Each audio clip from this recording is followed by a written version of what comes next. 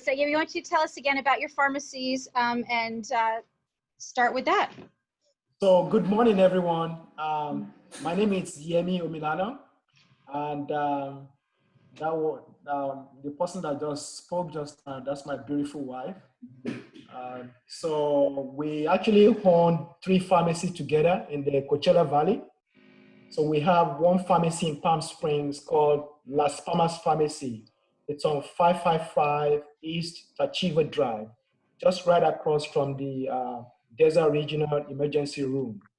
And we actually also have another pharmacy in Palm Desert, right on 111 and San Luis Rey. It's called Fireside Compounding Pharmacy.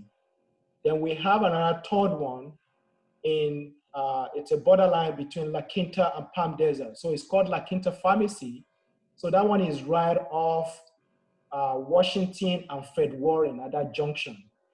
So we own all these 3 pharmacies to actually be able to serve all the people in the Coachella Valley. So we want all our customers to feel very welcome, very comfortable. And we also to make it very easy for them to do business with us. So we take really good pride in making sure that the customers are well taken care of. And at the same time, we're able to actually provide them with very good information, good clinical outcomes, and also some real good solutions that is non-traditional.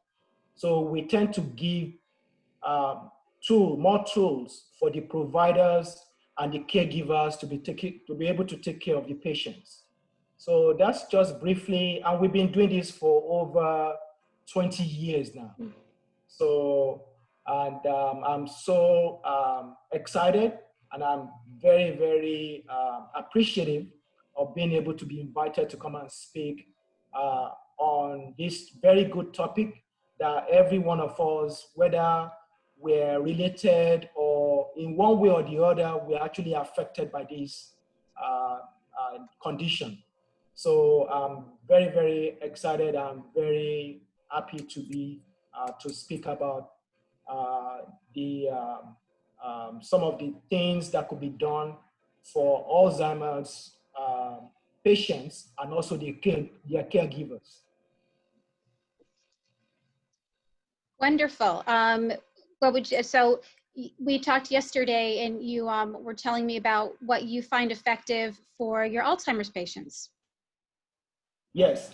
So I'm going to go through the, I have a lot of information to share, but part of the things that I'm always very accessible to answer questions, even to do patients assessments, consultations with patients, because sometimes it's not easy to get some of this consultation done within 5 or 10 minutes. So I'm going to quickly summarize the traditional therapy of treating Alzheimer's disease.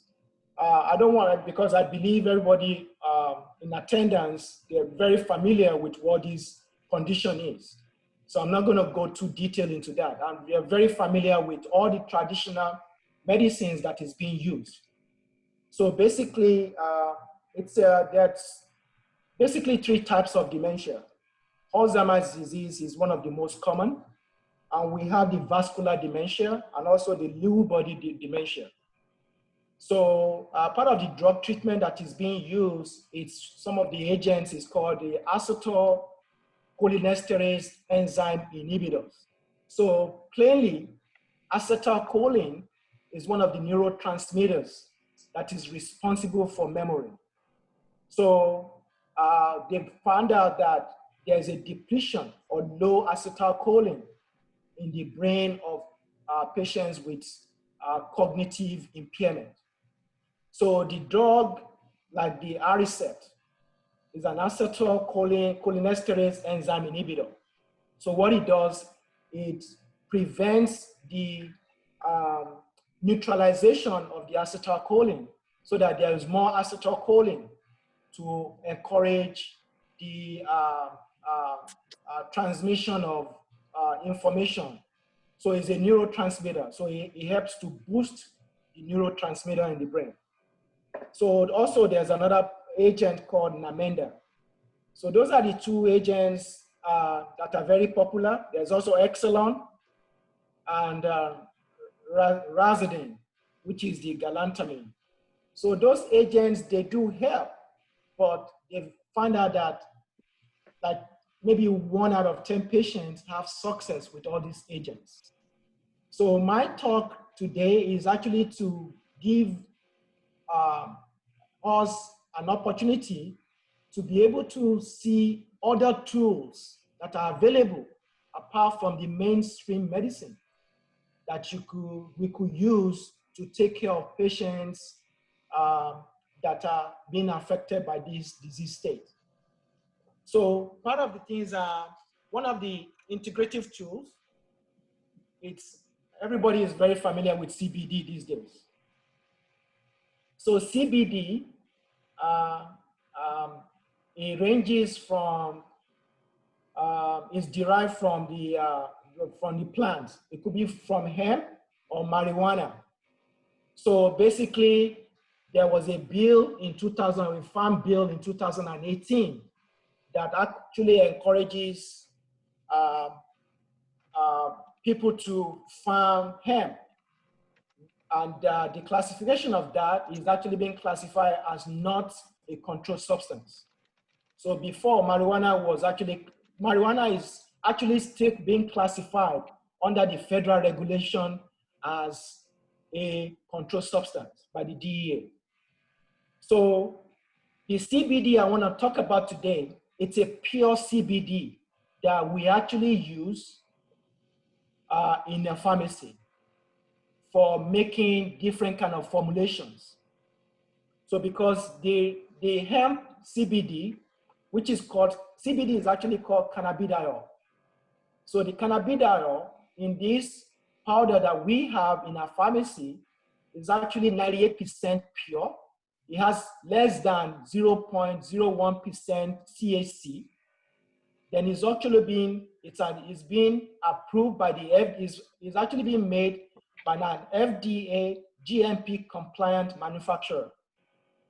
So that's the reason we're able to do different formulations in order to take care of the patient's needs with this CBD powder that we have. Like I said, it's pure CBD, which is made by an FDA approved manufacturer, and it has more than 98% of the active ingredients, and also has less than 0.1% THC. So the THC part is what we also try to go away from, because the THC is actually it causes some psychoactive issues, psychiatric issues. So once the level of THC is more than 0.3%, then it's classified as marijuana. Anything that is 0.3 is classified as an hemp. But the THC that we have in this product is less than 0.1%. So basically, that's the reason why we're able to actually compound with it, make different formulations. And some of the formulations that we could make with it, there's so many formulations, like we could make a nose spray, we could make a rapid dissolve tablets, which is like a little pill. When you put it in the mouth, it just explodes in your mouth. It just dissolves very rapidly. So we could make it in a transdermal gel. We could make it in a suppository form. And we could make it in sublingual drops. So I'm still going to address some of the medication administration challenges that we always encounter with patients with dementia. So part of the things that about the cannabidiol in a sublingual drops, we could make it to actually help a patient with anxiety. Okay, basically some of the symptoms of when people have cognitive impairment is they tend to have a lot of anxiety, a lot of combativeness. So all those things could be minimized by just giving them a drop or two of the CBD under the tongue.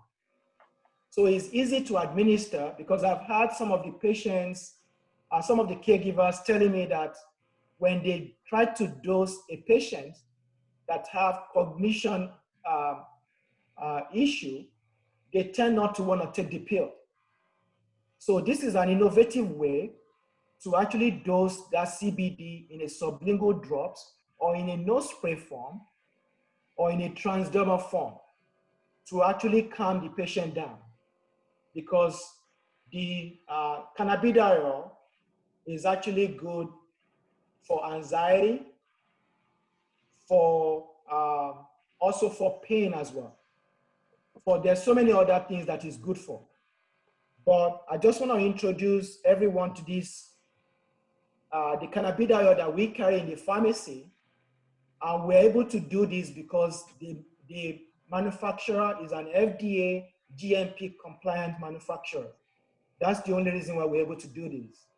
And the only drug that is actually FDA approved in the market is called Epidiolex. Epidiolex is a CBD, but that's only approved for seizures. So it's not approved to take care of anxiety. So that's in a nutshell about CBD. Then I'm going to go on to another important thing. It's called ABHR. ABHR, I actually had a very personal experience taking care of a couple of patients very recently that is actually have dementia. So the ABHR stands for Ativan, Benadryl, Haloperidol, Reglan. So this is a cream, it's a transdermal cream that this caregiver is being able to actually utilize as needed to actually take care of the patient when they are very combative. And this is a transdermal cream that you apply on the skin. In about an hour later, the patient will be very calm and they are not going to have any combativeness anymore.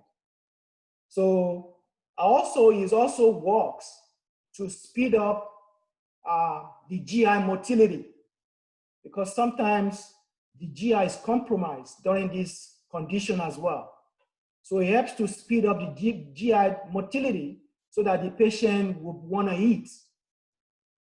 And that also helps with the condition, because most of the time, what I've been told by the caregiver is that the patient they're not interested in eating. So this plays like a dual role. It helps them to improve their GI issues, then also it helps to calm them down. So then I'll talk about low dose naltrexone, LDN. Low dose naltrexone is actually, sometimes when you hear naltrexone, you're thinking that, wait a minute, that's something that is actually for when somebody is trying to get off an opioid. At a very high concentration, there's a product called Narcan. That's an antidote for opioid poisoning or overdose. But those are very high doses. At a very, very tiny low dose, that's why we call it naltrexone. Actually, is very good to decrease inflammation, brain inflammation. Also, it's very good to decrease, it's also good for autoimmune disease. So part of the things we come to realize that people, Alzheimer's patients, they tend to have too much inflammation in their brain. So by giving them this low naltrexone, actually decrease the too much inflammation in the upper CNS. So that's the reason why the low dose naltrexone comes to play in some of the tools that could be used to take care of an Alzheimer's patient. So then I'll go on to vitamin D. most of the time, the patients are indoors all the time, because they don't want to be outside, and also sometimes they just want to relax and just be in bed. So as patients hibernate for so long, you tend to have decrease in your vitamin D level. So vitamin D is one of those things that is actually very effective to boost the patient's immune system. So even if a patient cannot get vitamin D orally, it could be given in an injectable form. So even like a once a week thing or once a month, that patient should be given some vitamin D shots just to get their vitamin D level so that their immune system is not compromised in any way.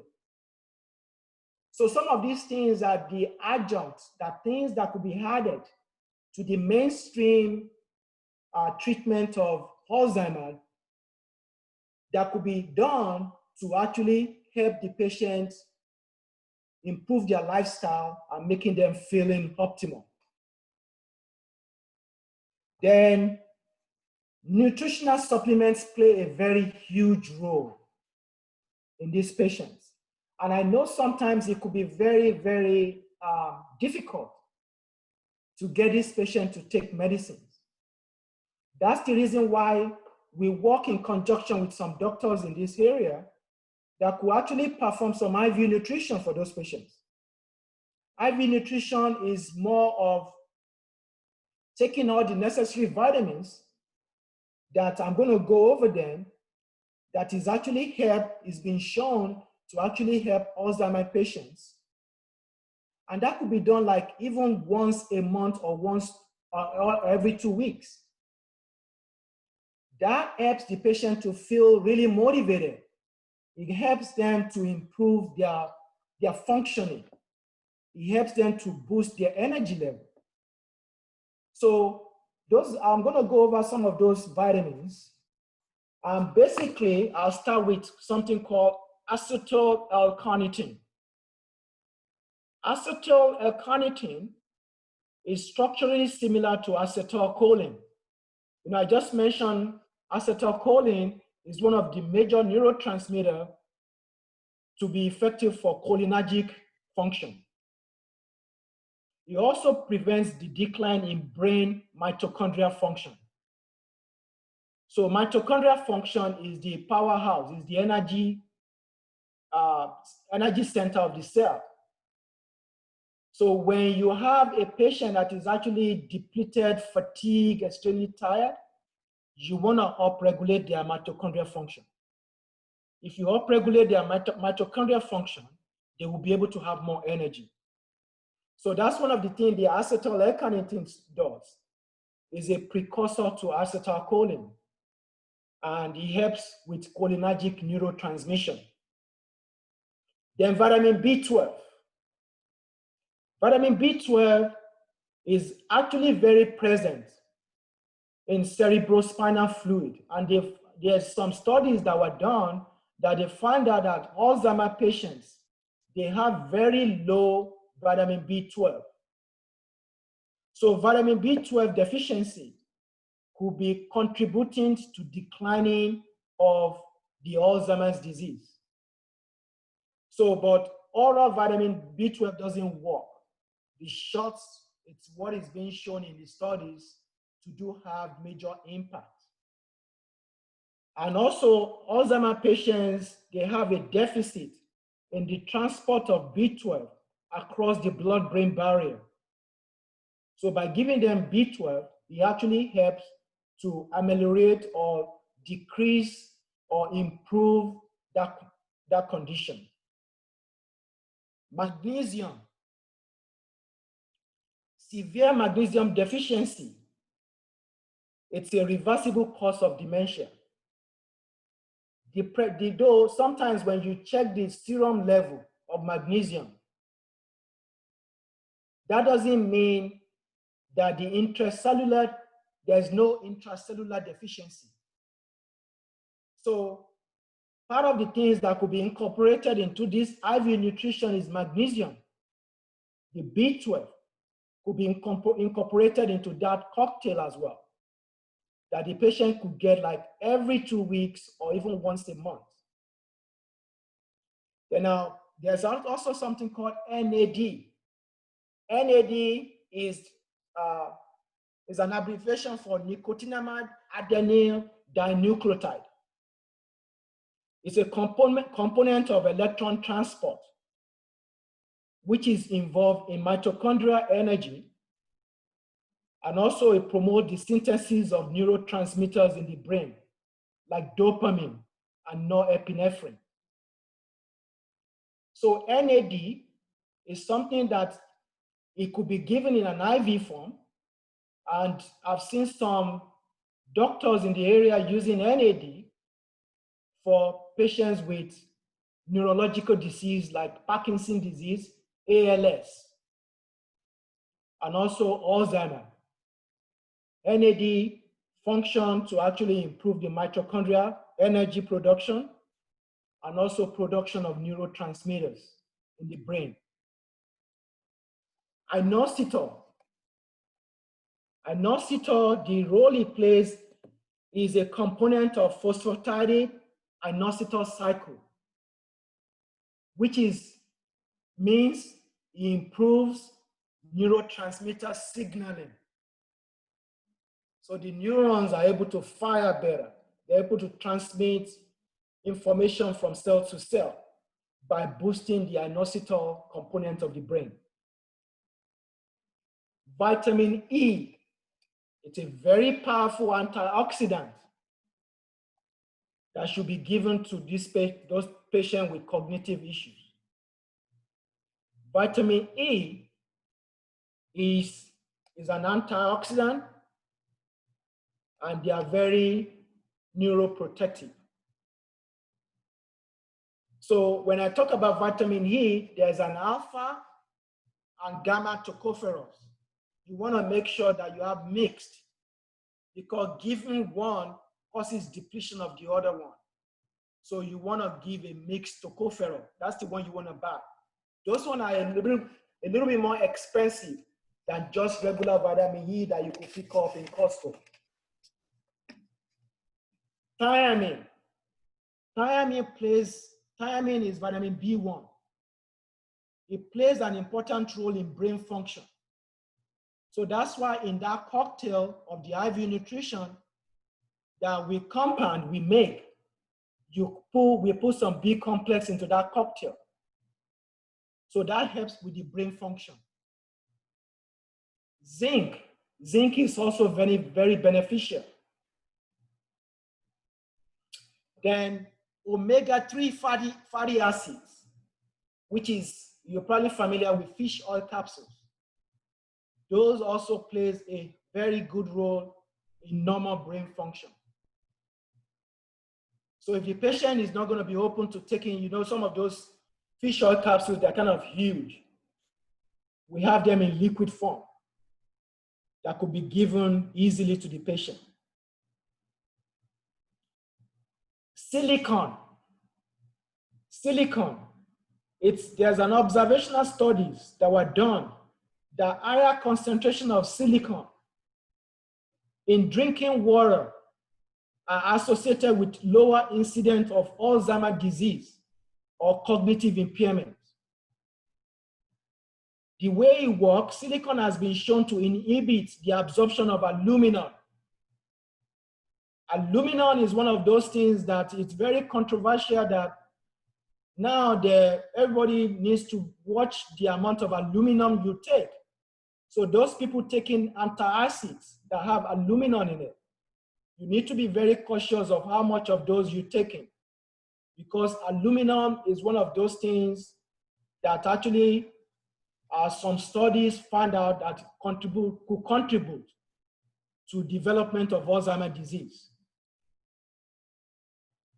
So silicon helps with preventing the absorption of aluminum. So also, I will also recommend when you want to buy canned drinks, try to buy bottled drinks, because some of those aluminum leak sometimes leach into the drinks. So it's always good if you have an option to buy can or bottle, go with bottle. Folic acid, low serum folate should be addressed in all patients with Alzheimer's disease or dementia. Low folic acid should be addressed. So when the doctors are doing the providers are doing blood work, I will always suggest for them to check the folic acid level in these patients. Because then also we have this in a short form that could be incorporated in that cocktail. L5-MTHF is the ideal folic acid that needs to be taken, which is L5-methyl tetrahydrofolate. That's L5-MTHF. Is the activated folic acid, is the one that is bioavailable. So if somebody has a genetic SNPs, you heard that some people, when you give them folic acid, their condition or situation go very bad. So, but when you give them folic acid, is quite different from L5-MTHF. L5-MTHF is a bioavailable activated form of folic acid. So it's ready to go into the Krebs cycle to be utilized by the body, by the cell. Phosphatidylserine. I know you probably heard of phosphatidylserine. Phosphatidylserine, it's in US, the only way that that's available is only in soybean. It's derived from soybean. That's not been shown to help with brain function. Only the bovine, the one developed from bovine, that is actually being shown to help with neurological issue or brain function. So when you heard of people taking phosphatidylserine in this country, it shouldn't be taken, because sometimes it could keep the patient wired, really, though it helps with the cognition, but it could also make them really hyper. So I wouldn't recommend phosphatidylserine that is made from soybean. But the one that is made from the bovine is not really available in the US. Choline and lecithin. Choline and lecithin. Choline is a precursor to acetylcholine. This is a neurotransmitter that mediates cholinergic activity. So choline is one of those things that it comes in a powder form that could be mixed with a smoothie or stuff like that to help with brain function.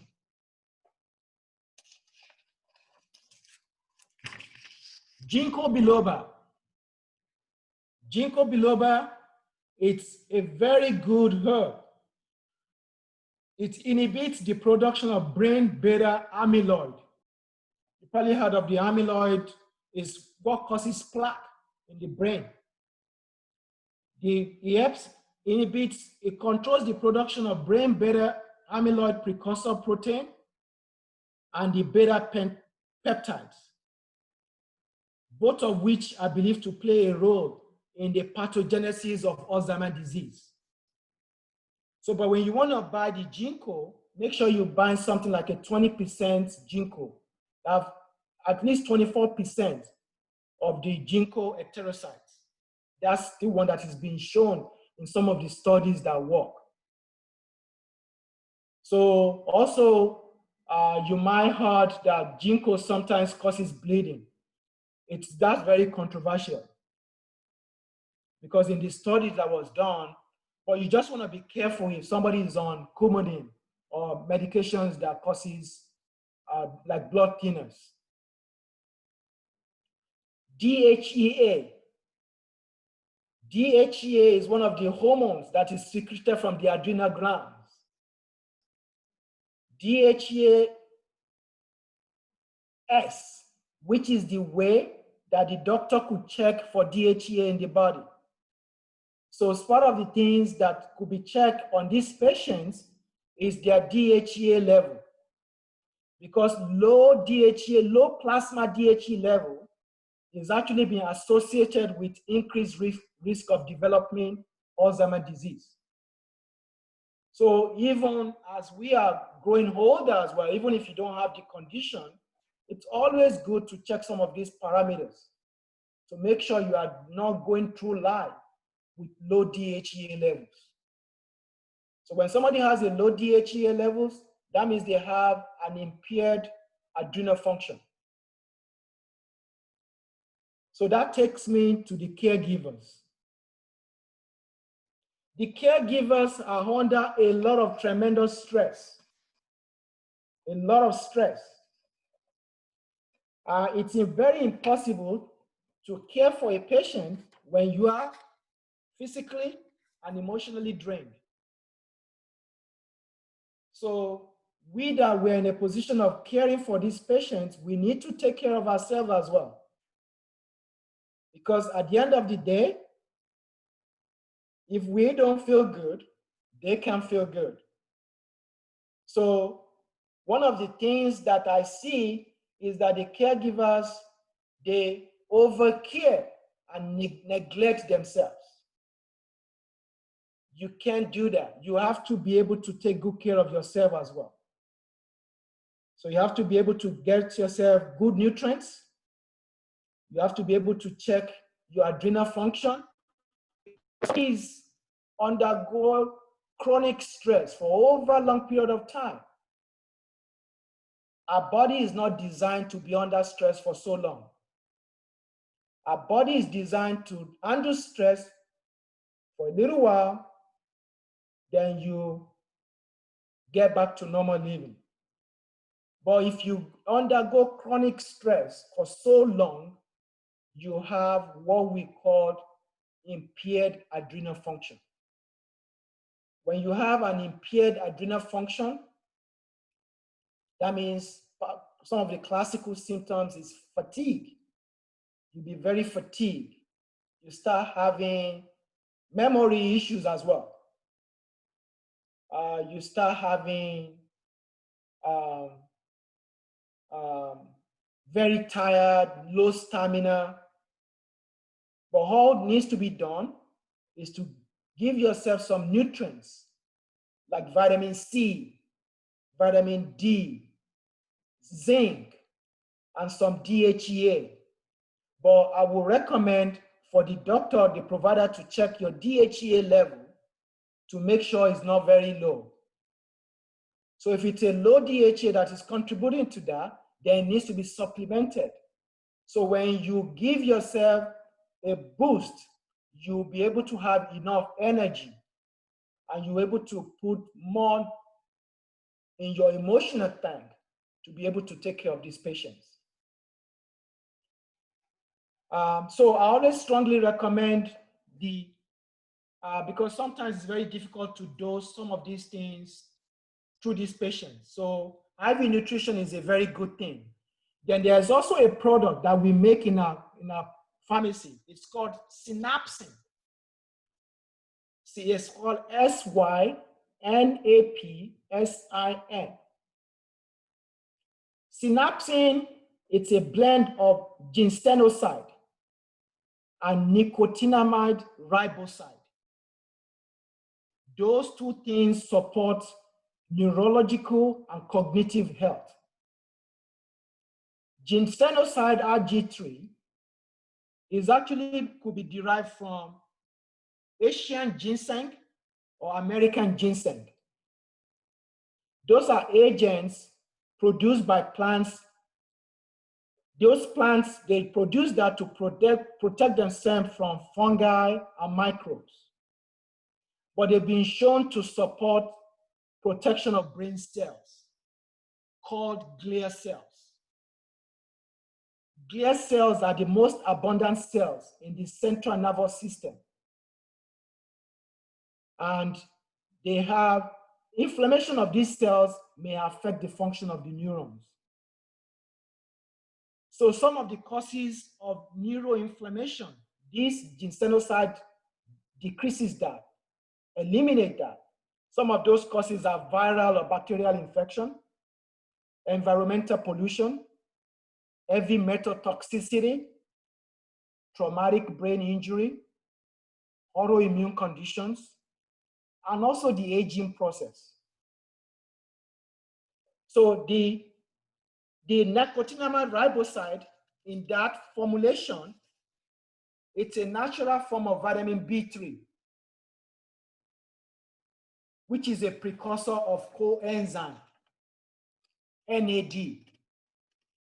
And I mentioned NAD, it's nicotinamide adenyl dinucleotide, which plays a very huge role in energy production, and also they are responsible for electrons transfer.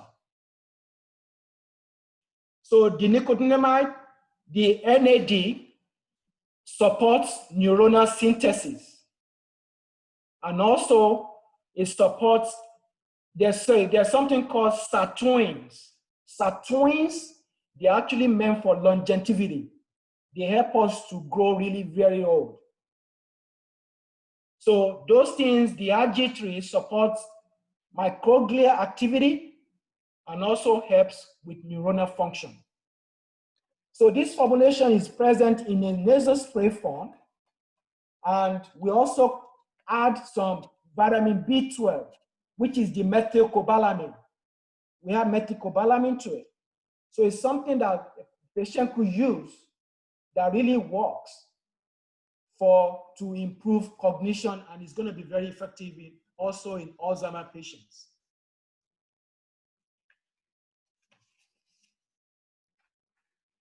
So those are some of the tools that I have. Then also I want to talk about medication management. The medication management, it's where we come in, we take over the management of the medication for the patient, so that the caregiver doesn't have to worry about when is the medication due to be taken. So what we've done is we invested in this equipment that we're able to actually package all the medication in pouches. So something similar to Pill Pack by Amazon. We have that locally. So there's no need to go to Amazon. We could take care of the patient locally. So we package all those medications so that it will be easy for it to be administered to the patient in pouches. And it takes the medication, making multiple trips to the doctor's offices, because now we're taking over the medication management. So sometimes people forget to take their pills. This will be eliminated because it's already in pouches according to the time and the day it's meant to be taken. Then also, you don't have to make multiple trips to the pharmacy anymore, because once we take care of that, we just deliver to the doorstep, to the home. And we have a full-time pharmacist that is going to be able to answer questions, coordinate all this. We'll be calling the patient on a monthly basis to find out whether there's a new addition or deletion to the medication. So we actually take over the medication management. And we also have free delivery of medication to the patient homes. So those are all some of the things that we could do to actually make the job or the function of the caregiver also lighter. So I really want to thank you for your time, and I do really appreciate everything. I hope this helps a lot. Yemi, this is great. I'm just showing everybody, I believe, the website, and here's a video just to show them about the pill pack.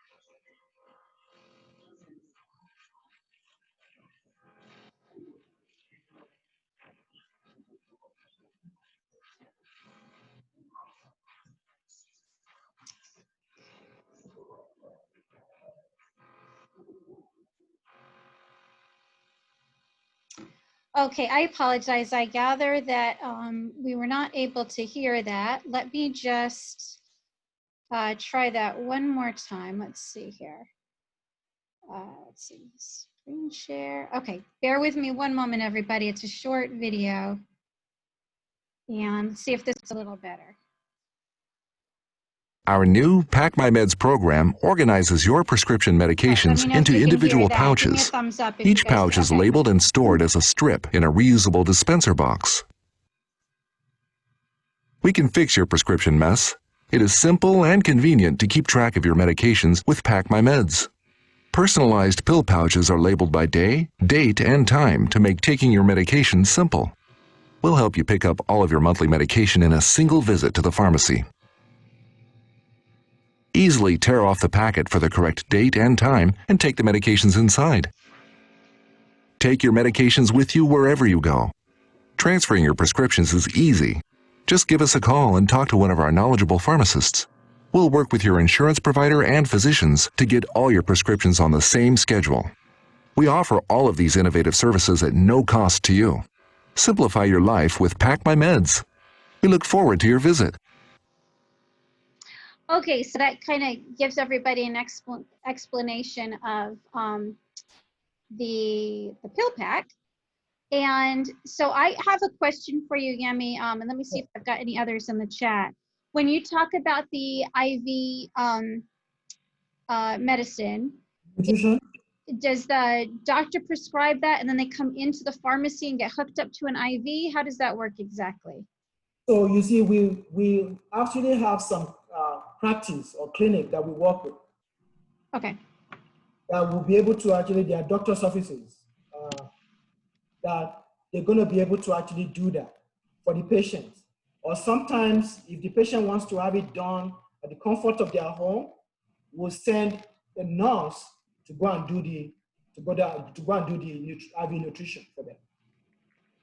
Okay, and how long does it take? So in your experience, the patients are okay with just sitting there with the needle in their arm? Is there a needle in their arm? Is that? Yes, it takes about maybe about 30 minutes. Okay. All right, very good. Now I assume, like with all the supplements that you're talking about, there's so many, and you're just so knowledgeable. Are these all things that you'll want to? They're all meant to sort of improve the life of the patient and maybe slow some processes down. But those are all things they should discuss with their physician before starting a program, or some of these just try and see. Some of these things are very safe. But I always recommend that, you see, when it's not something that I wouldn't want to say, don't talk to your doctor about something. Supplements are more like an adjunct. It's more like something that helps the patient getting better. Drugs is not the only thing, because sometimes you have these things are nutritional supplements. They are naturally occurring substances that when you take them, they improve the condition. So let's say sometimes, that I'll give you an example. When people have high triglycerides, they take omega fish oil capsules. It's more like an adjunct to slow down the progression. Also, all works to prevent the condition getting bad, getting worse. So some of these supplements that I stated here, they've been shown to help with cognition big time. So there are studies done on them as well. And so now I'd like to, if you'd like to ask Yemi a question, you can unmute yourself. I've started off, the pill pack looks so easy and great to use, but how much would that cost in addition to your regular medication costs? You mean on the pill pack? Yes, on the pill pack, yes. No charge, it's no charge. Oh, okay. No charge. So that's awesome. Okay. Let's see, Shirley or Sandy or Mary Lee, you have any questions? So one thing I read about, so that we're familiar with CBD products and going in and buying them off the shelf, but you actually manufacture those yourself, the tinctures and whatnot, right there in your pharmacies? Yes, the difference between what is being sold over the counter and this is the level of purity. What is being sold over the counter, the reason why this requires a prescription. The reason why is because if you want to really get a good clinical outcome, you have to go with standardized product. So some of the products out there ranging from all these places, they can't really tell you precisely that this has so much CBD in there. They cannot. But with this product, you have very pure product that is actually being approved by an FDA manufacturer. So you have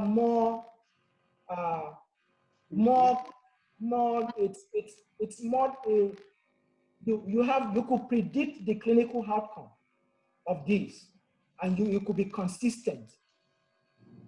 So let's say we make a 1.25 milligram CBD in an oral drops for a patient, and that patient is using that consistently. You're going to be getting that amount. So it creates consistency, and that's the reason why we decide to carry this product instead of carrying all the other products that we don't know what is in it. Okay, great. Now, when you were talking about checking your adrenal function, is that like a normal part of a blood test that your doctor runs automatically, or do you have to go in for a special? No, it's normal something that could be ordered by a provider, by a doctor. Okay. And you would just ask for that? Yes. All right, I think.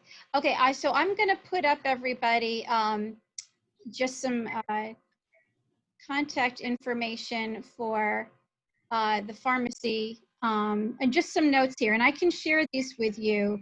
A lot of what Yemi talked about, and I wrote down some of it, but here you'll see a list of some of the tools that he was talking about that he just went over. And then I'll move to slide 2 here. Let's see if it does that. Okay. And then you can see more information about the pill pack if you want to give him a call. 760-777-9902. But like I said, if you'd like, I can go ahead and share this outline with you. But obviously you'd have a lot of questions, and you may absolutely feel free to call the pharmacy. And Yemi, I want to thank you so much for joining us today. Pat, that was a lot of information. Thank you very much. I want to let you know that I'm available to answer questions. I'm available to do one-on-one consultation with patients.